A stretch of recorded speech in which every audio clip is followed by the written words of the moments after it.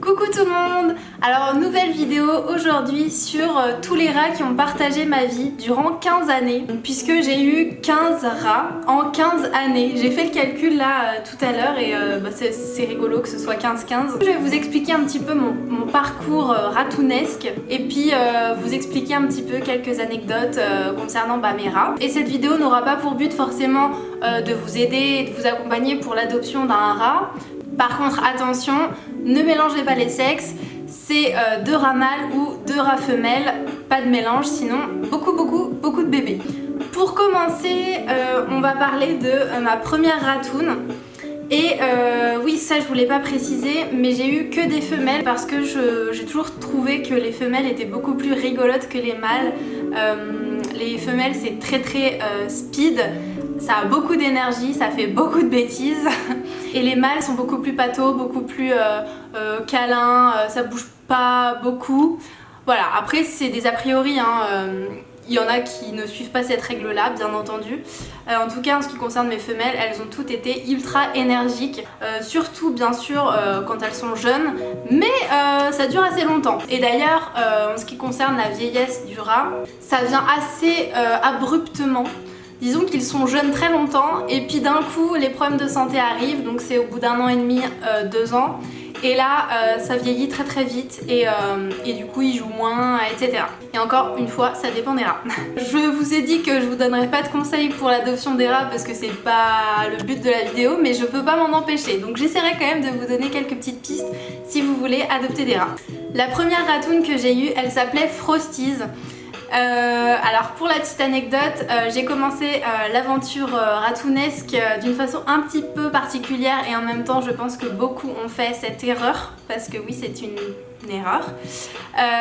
J'ai adopté ma première ratoune en animalerie et lorsque j'étais au lycée, je n'ai forcément pas prévenu ma mère de l'adoption de cette ratoune. Ma mère qui a forcément en horreur les rats, dû à l'enfance parce qu'elle avait vu des rats, pas d'égout mais de grenier on va dire. Ça lui avait fait super peur à l'époque quand elle était jeune, à la campagne. En 15 ans, elle a jamais accepté mes rats. Elle pouvait pas les toucher. Elle pouvait pas être trop près, enfin voilà, ça a toujours été un souci. Donc du coup Frosty c'était une petite husky d'animalerie. Donc en fait pourquoi j'ai adopté un rat, c'est parce que j'avais des amis qui à l'époque, c'était même une seule amie qui avait un rat d'épaule comme je les appelle.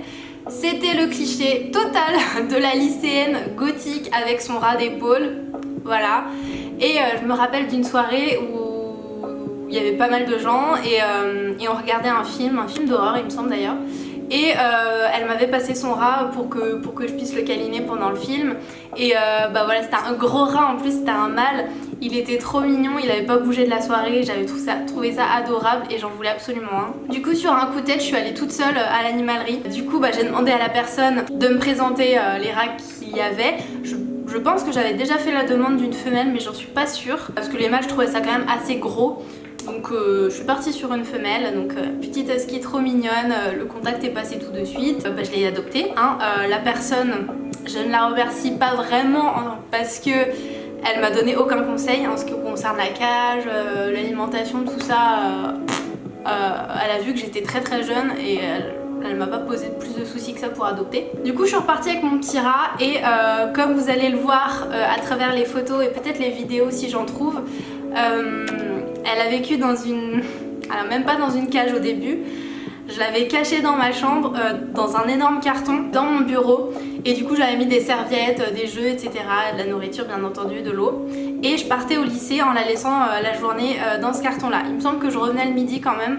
Mais c'était pas glorieux, voilà, j'ai très honte de le dire, hein. On fait beaucoup d'erreurs au début et surtout quand on n'a pas tous les réseaux sociaux pour s'informer tout simplement. Jusqu'au jour où ma mère est entrée dans la chambre parce qu'elle se demandait pourquoi je fermais tout le temps la chambre à clé. Et elle a vu le rat, elle a hurlé, il était sur mon lit, enfin elle était sur mon lit et elle a hurlé et elle m'a bien engueulée. Mais j'ai pas pu la rendre, c'est pas possible, c'était pas possible pour moi, j'aimais trop les animaux. Écoutez, je l'ai gardé, petit à petit j'ai commencé à lui acheter une cage. Vous verrez que c'est pas la meilleure des cages, c'est une cage minuscule que je ne vous conseille pas du tout d'acheter pour un rat. Déjà, n'achetez pas un rat seul et n'achetez pas une si petite cage. Ce que j'avais acheté, c'était carrément une cage limite de transport quoi. Donc voilà, après c'est une ratoune qui restait en liberté puisque je la laissais aller dans la chambre totalement en liberté sur mes bureaux. J'avais deux grands bureaux. Je vous montre des photos juste ici. Alors c'est une vidéo assez chill en fait où là sur mon PC je regarde un petit peu les photos et les vidéos que j'ai gardées de mes rats. Donc j'essaye de trouver des trucs cool pour cette vidéo là. Je pense que ça va me prendre assez de temps de rassembler les meilleures photos, les meilleures vidéos. En tout cas ça fait remonter beaucoup de souvenirs de regarder tout ça. Et je vous expliquerai en fin de vidéo pourquoi j'ai arrêté l'aventure des rats. Pourquoi je n'en reprends pas et pourquoi je n'en reprendrai sûrement pas de sitôt. Donc voilà, première expérience Frosties. Ensuite il s'est passé quelques années, je sais plus vraiment comment ça s'est passé, mais en tout cas Frosties elle était encore là quand j'ai accueilli les nouveaux rats, puisque à l'époque où Frosties avait sûrement 2 ans peut-être, j'étais sur les forums, ça y est, je m'étais inscrite sur les forums de rats et j'ai appris que les rats ne vivaient pas seuls. Donc je me suis dit, il faut remédier à la chose, il faut absolument adopter des copines. Du coup j'ai adopté Flocon en 2008. Alors Flocon c'était une petite poudette agoutie, voilà tout ce qui est de plus classique en termes de ratou. Alors elle aussi, malheureusement je l'ai adoptée en animalerie puisque j'étais jeune encore et je m'imaginais pas qu'on puisse faire autrement, voilà j'avais pas les connaissances. Et cette fois-ci, c'était pas pareil qu'avec Frosties parce que Frosties, elle était hyper gentille, hyper facile à vivre, enfin vraiment elle m'a posé aucun souci, c'était la gentille ratoune quoi. Et Flocon c'était totalement différent. Je l'ai trouvée en animalerie avec une flopée de rats et du coup je pense qu'elle a été mal éduquée. Il y a eu je pense de la consanguinité, enfin tout le bordel. Ne prenez jamais en animalerie hein, d'ailleurs, conseil numéro 1. C'est une usine à fric et pas du tout à passion, à santé, à tout ce que vous voulez. Surtout qu'un rat ça vit déjà pas longtemps. Alors si vous achetez en plus en animalerie, c'est pas la bonne solution quoi. Vous garderez pas un rat en bonne santé longtemps, donc évitez.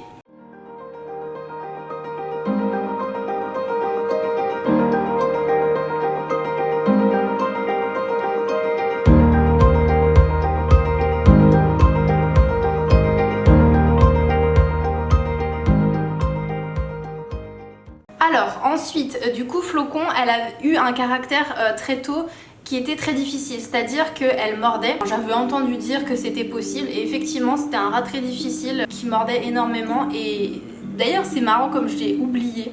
Mais au début c'était tellement dur que je devais prendre des gants pour la manipuler etc. parce que je comprenais pas pourquoi c'était pas aussi facile qu'avec l'autre. Du coup je me voyais pas la mettre avec ma plus vieille qui était pour le coup commençait à être assez vieille. En plus je savais pas comment on faisait pour l'intégration et tout, j'avais même pas le terme en tête. C'est comme ça que j'ai rencontré quelqu'un qui m'a énormément aidée. Sur un forum de rats, je leur avais parlé du problème avec Flocon et alors il y a eu les haters on va dire de l'époque qui m'ont un peu sauté dessus en mode mais t'es nul. Donc super merci. Et une personne très gentille qui m'a conseillé et qui m'a dit comment faire pour l'apprivoiser et surtout me dire mais prends une copine, tu vas voir elle va changer de caractère et elle va être plus douce, elle va avoir confiance, ça va l'aider.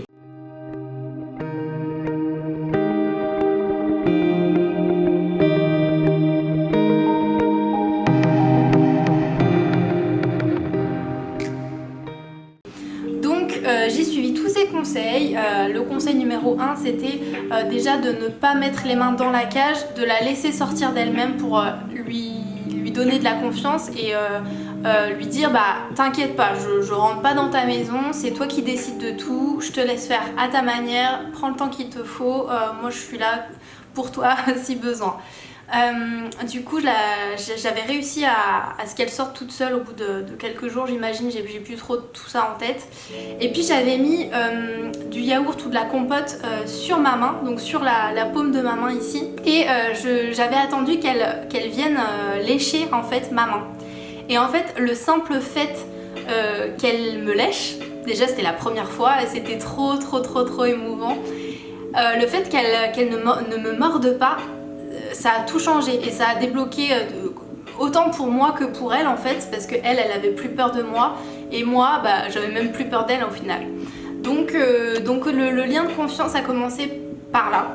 Au début elle hésitait à venir et tout, et petit à petit elle restait un petit peu plus longtemps, etc. Et j'essayais de la caresser, de l'effleurer, et petit à petit elle a commencé à de plus en plus se laisser faire, etc. Et c'est franchement la ratoune qui m'a donné le plus envie de m'accrocher, quoi, vraiment d'avoir des liens forts et de créer quelque chose de vraiment vrai, quoi.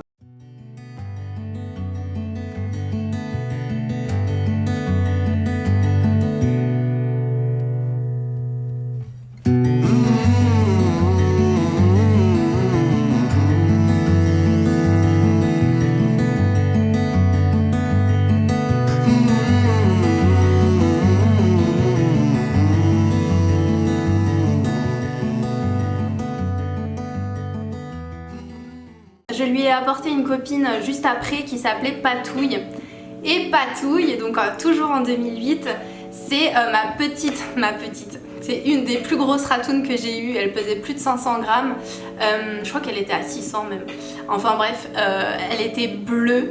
C'était un bleu US, magnifique ratoune, franchement, mais d'une gentillesse. C'était l'une des plus gentilles ratounes que j'ai eues, qui adorait les câlins, donc c'était assez rare entre guillemets pour une femelle parce qu'elle se posait, elle se laissait caresser et tout.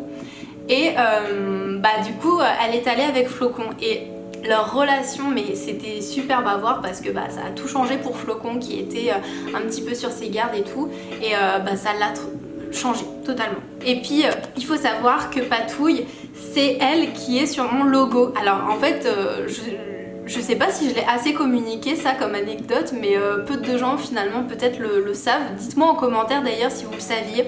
Mais Patouille, c'est complètement issu mon logo, c'est issu d'une photo de Patouille. Donc j'avais décalqué pour faire mon logo moi-même. Voilà, donc j'ai trimballé mon logo fait maison à l'arrache pendant 10 ans. Donc d'ailleurs je vais bientôt le changer le logo, mais tout en gardant cet esprit et cette mémoire de Patouille. Je vous laisse avec des petites photos et des vidéos.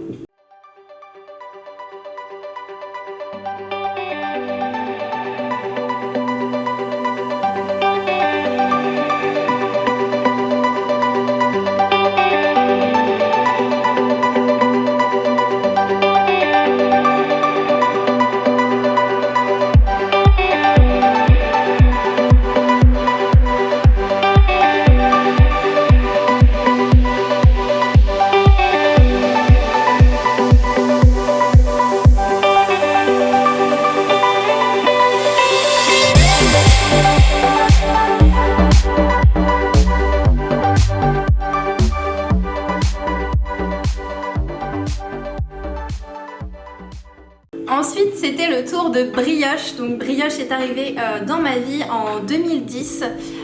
Brioche, il me semble que c'est une amie qui avait des petits ratous à faire adopter, qui est venue chez moi avec la petite, et forcément j'ai craqué. Et je vais vous laisser avec des petites vidéos et des petites photos parce que c'était à mourir de rire. Elle était tellement petite qu'elle se faisait un petit peu marcher dessus par Patouille qui était énorme par rapport à elle, et c'était un peu dur au début. Elle s'est fait vraiment, elle a eu du mal à se faire une place, mais après tout est allé bien. Et Brioche, comme son nom l'indique, elle portait bien son nom après parce qu'elle a bien pris du poids.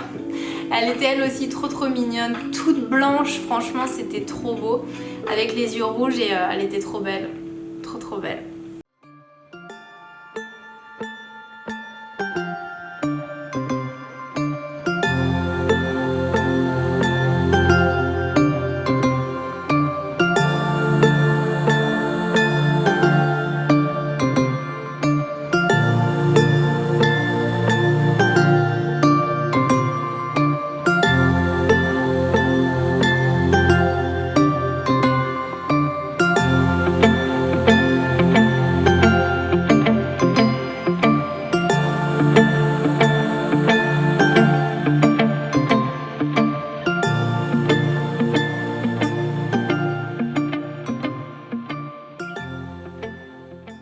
D'ailleurs, en ce qui concerne les cages, il me semble que quand Flocon est arrivé, avec l'aide des forums justement, c'était le forum du rat domestique, à l'époque qui m'a dit de changer de cage absolument. Donc j'ai acheté une cage un petit peu plus grande mais qui n'était pas du tout pratique, avec plein de petites portes, vous savez, minuscules, donc pour le nettoyage, même pour accéder aux rats, c'était vraiment pas évident. Je les gardais pas trop longtemps et j'ai pris ensuite une autre cage.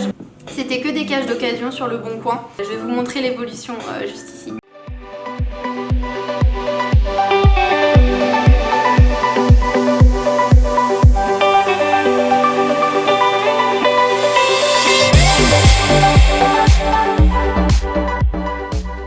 Donc vous voyez, c'était progressif la cage. Le prochain trio à entrer en jeu, c'est Mei, San et Peach qui entrent dans ma vie en 2011. Ça y est, c'est l'aventure des rateries. Je sais que ça marche par covoiturage, donc je regarde sur les sites et je vois les ratoons qui sont disponibles, etc. Après, je me suis fait plaisir, j'ai pris Peach qui était non lisse, qui était Rex ou je sais plus l'autre terme. Mais voilà, j'ai essayé de trouver des petites couleurs, des petits marquages qui me plaisaient un petit peu, bien que peu importe au final. Mais quand on se prend vite au jeu en fait au niveau des rateries, chaque raterie a un petit peu... on se laisse prendre au jeu finalement, au début en tout cas. Du coup ce trio là ne viennent pas de la même raterie, c'est un trio... voilà, d'une gentillesse au top, vraiment c'était des amours. Dès que tu adoptes dans une raterie, tu es sûr d'avoir des rats.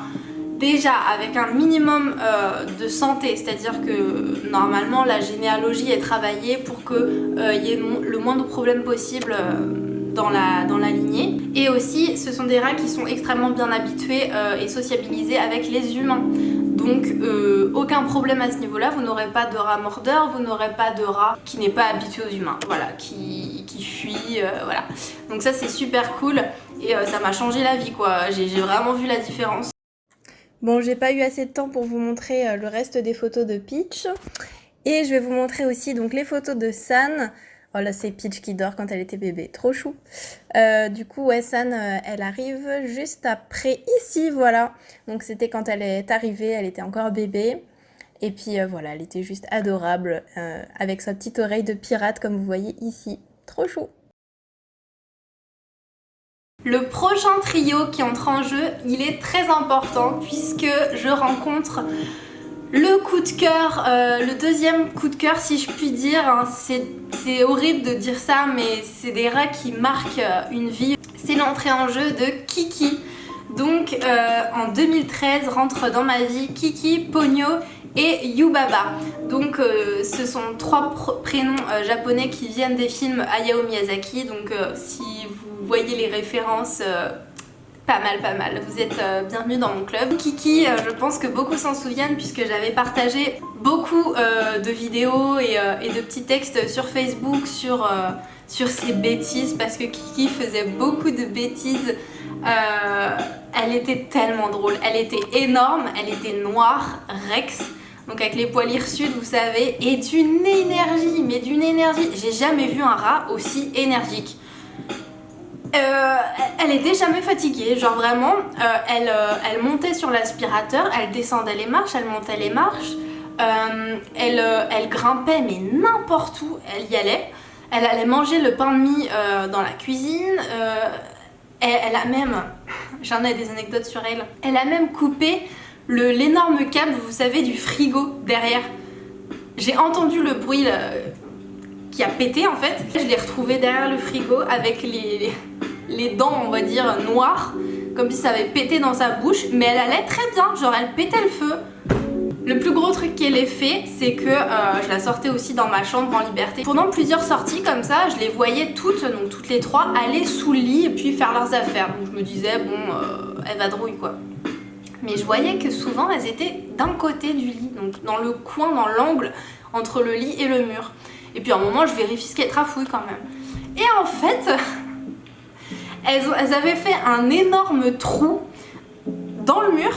Donc il y avait mon lit, le mur et ensuite c'était ma terrasse. Donc elles avaient fait un trou. Donc heureusement il y avait, en fait je pense que c'était un mur en espèce de placo. Et ensuite il y avait les briques de l'immeuble en fait. Et après il y avait ma terrasse. Donc elles n'étaient pas allées dehors mais elles étaient entre le placo et les briques. Donc elles étaient parties quoi dans le trou. J'ai eu super peur, je les ai appelées, heureusement Mes rats ont toujours répondu à leur prénom et à ma voix, donc elles sont revenues. Parce qu'il faut savoir que les rats, tout le monde vous le dira, ce sont des petits chiens. Très très fidèles à leur maître. Pour moi les rats n'ont qu'un seul maître, je les ai appelés, elles sont revenues et j'ai dû payer quelqu'un pour boucher le trou en fait. Mon chéri il était mais furax, comme le frigo d'ailleurs, parce qu'il a dû réparer. En tout cas je vous laisse quelques petites photos et vidéos.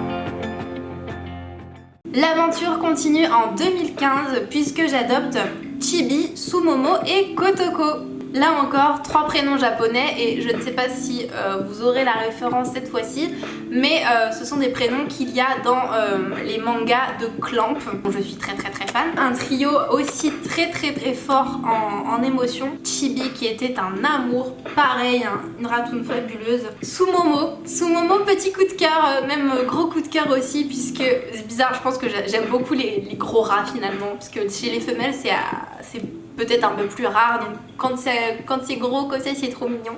Sumomo elle était très drôle et très gentille aussi, très aimante en fait avec moi, enfin vraiment un amour. Kotoko a marqué ma vie puisqu'elle a une durée de vie mais incroyable, puisque c'est la première fois que j'ai eu une ratoune qui a vécu 3 ans et 8 mois. 3 ans et 8 mois, je n'en revenais pas et elle était vachement en forme jusqu'au bout. En plus, assez jeune, elle a eu une opération à 6 mois je crois, elle a eu une tumeur et je l'ai faite stériliser en même temps, donc peut-être ça a joué sur sa longévité puisque on m'a souvent dit à cette période-là qu'il fallait stériliser assez jeune, donc avant 6 mois c'est mieux quand même. Et elle s'est refait opérer d'une tumeur plus tard, largement plus tard. Donc voilà, donc elle s'est fait opérer 2 ou 3 fois dans sa vie et elle a duré 3 ans et 8 mois, donc incroyable. Elle a réussi à tenir jusqu'au prochain trio qui était en 2017 avec Diva, Mimoun et c'est tout. Voilà, donc c'était mon dernier trio en 2017. Mimoun malheureusement, pareil, c'est la première fois que ça m'est arrivé, elle est décédée à 1 an et demi environ d'un problème cardiaque, donc c'était dramatique parce que je m'y attendais pas et j'étais pas préparée à ça et elle était en plus si petite, elle avait un gabarit vraiment minuscule et voilà, ça faisait beaucoup de peine, surtout que moi je voulais garder un duo en fait à la fin du même âge qui était Diva et Mimoun, qu'elles tiennent jusqu'à la fin quoi. Et au final c'est Kotoko qui a tenu compagnie à Diva assez longtemps. Ça c'était assez incroyable aussi, je pense qu'elle a compris Kotoko qu'elle devait rester quoi. C'est assez fou en fait. Diva, c'était ma dernière ratoune, elle est décédée le 24 août 2019. Et ça clôturera mon aventure ratounesque. Ça fait 15 rats en 15 ans et c'était que des rats qui ont vraiment marqué ma vie par leur gentillesse, par leur amour, par leur bêtise. Elles m'ont fait tellement sourire, elles m'ont fait rager des fois parce que ouais, quand elles cassent un truc, c'est un peu énervant. Mais franchement, c'est que du bonheur en fait. Diva était vraiment adorable, d'ailleurs Diva c'est, si vous connaissez le jeu Overwatch, ça provient de là. Donc là vous voyez pas mais j'ai des tableaux de Diva partout autour de moi et j'ai même fait un tatouage avec le petit lapin de Diva d'Overwatch ici et avec du coup le petit rat en mémoire de mes 15 petits rats qui ont traversé ma vie. Voilà, c'est le tatouage qui compte énormément pour moi parce que voilà, les rats c'est mon animal totem, c'est vraiment l'animal avec qui j'ai accroché directement et mon prénom c'est Enora, donc quelque part il y avait un destin. Pour clôturer cette vidéo, ce que je peux vous dire c'est que les rats c'est vraiment formidable. Par contre c'est quand même, donc c'est un petit animal, ça ne demande pas énormément d'argent en termes de nourriture et même en termes d'accessoires ou d'autres choses, même si là encore on est tous gaga, je vous connais, on dépense beaucoup pour nos petits animaux, que ce soit en dodo sur ma boutique hein, bien entendu, en accessoires en plastique, en bois, en corde, enfin on veut toujours aller plus loin dans l'accessoirisation, je sais pas si ça se dit, des cages etc. pour leur apporter le plus de confort possible et ça merci parce que bah voilà les rats ça vit pas longtemps, ça vit entre 2 et 3 ans. 3 ans et demi donc pour les chanceux et c'est pas long donc autant leur apporter un maximum de confort de vie, de jeu. Les rats adorent tout ce qui est jeu d'intelligence, vous savez les petits jeux en plastique ou en bois où il faut aller trouver une friandise et ça ils aiment beaucoup. Donc ne pas hésiter à les faire jouer, les rats c'est très intelligent, donc vous pouvez même leur apprendre des tours etc. Moi j'ai jamais eu la patience ni l'envie de le faire mais je sais que vous pouvez le faire. Faut savoir que les rats ça reste un animal assez fragile mais beaucoup moins que le lapin peut-être par exemple parce que le lapin je sais qu'il a parfois des arrêts de transit et ça peut être assez dangereux assez rapidement. Les rats ça va être plus des tumeurs, donc des tumeurs qui pourront s'enlever mais ça chiffre vite. Vous en avez à chaque fois pour 100 € au veto, avec les médicaments et tout ça peut vite encore monter. Il y a aussi des problèmes respiratoires chez le rat donc ça dépend, ça peut être génétique ou ça peut être un coup de froid parce que vos rats sont pas habitués à sortir donc dès que vous sortez dehors ça y est, changement de température, changement d'espace, ils tombent malades. Je vous conseillerais aussi niveau alimentation à ne pas forcément prendre ce qu'il y a en animalerie puisque c'est pas forcément le meilleur. Donc moi je vous conseille d'aller chercher tous ceux ou celles qui font leur mélange maison et qui le vendent. Donc ça va être plus varié. Je trouve que c'est plus rigolo pour le rat de fouiner, de décortiquer ses aliments, d'avoir des aliments qui sont vraiment bruts. Donc des céréales, des verres de farine, toutes ces choses là. Je trouve ça mieux, je trouve ça plus proche de la nature. Après c'est qu'un point de vue. Vous en trouverez d'ailleurs chez Rat Rations. Du coup prévoyez un budget vétérinaire, prévoyez un budget accessoire et surtout n'oubliez pas que niveau cage, je vous conseille vraiment la cage Royal Savic que je vous montre juste ici. Elle est très pratique, elle est immense. Moi j'ai eu donc oui ça je vous l'ai pas dit mais à chaque fois j'ai eu des groupes de 3 à 5 rats maximum. Et bah dans cette cage là ça convient tout à fait. À l'époque on disait qu'on pouvait en mettre une dizaine mais à partir de 2-3 c'est très bien, enfin plus c'est grand mieux c'est en fait.